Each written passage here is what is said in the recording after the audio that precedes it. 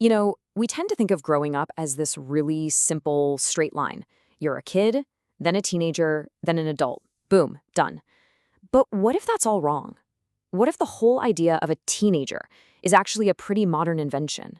Today, we're going to look at how two ancient superpowers, Greece and Rome, had completely different and kind of mind-blowing ideas about what it actually means to become a grown-up. I mean, think about it for a second. When did you really become an adult? Was it on your 18th birthday? Maybe your 21st? Or was it the day you got your first real job?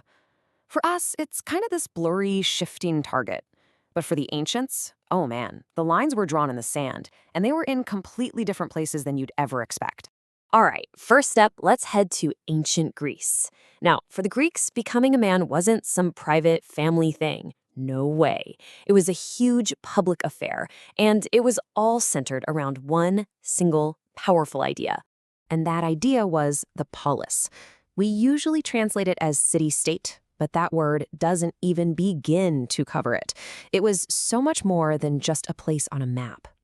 The polis was the absolute heart of Greek identity. It was a community that you served, that you fought for, and that you actively participated in. Your entire worth as a person was basically measured by how much you contributed to it. And that meant you couldn't just, become a citizen by hitting a certain age.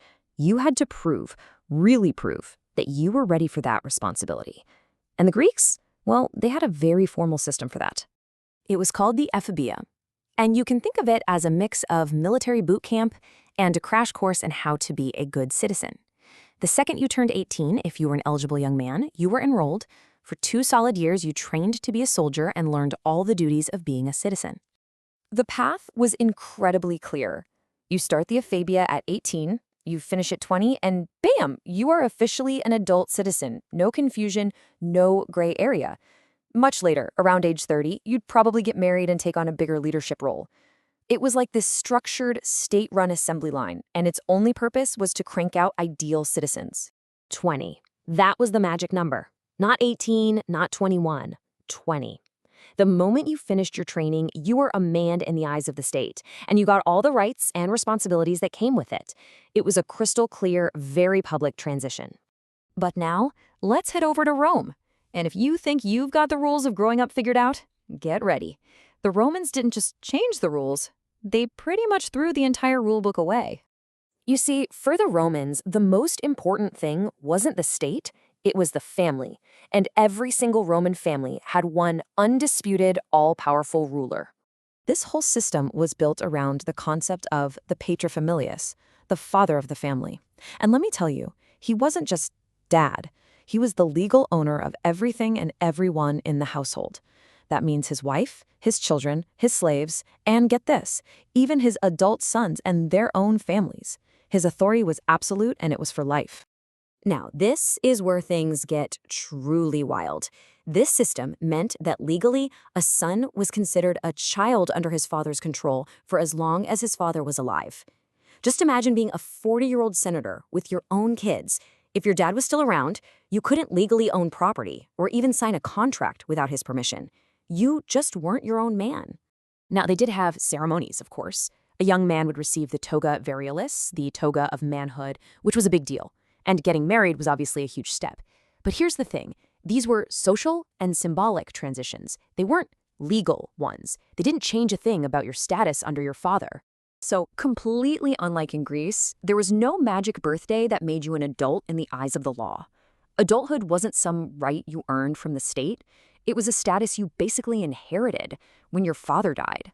As the historian Baton Jasania puts it, the authority of the paterfamilias was lifelong, which means that the ultimate rite of passage into true legal adulthood was, and this is pretty morbid, your father's funeral. Okay, so let's put these two radically different systems right next to each other. The contrast is, well, it's stunning. So in Greece, adulthood was defined by the state. In Rome, it was all about the family. The Greek transition was public, it was communal. The Roman one was private, happening inside the home.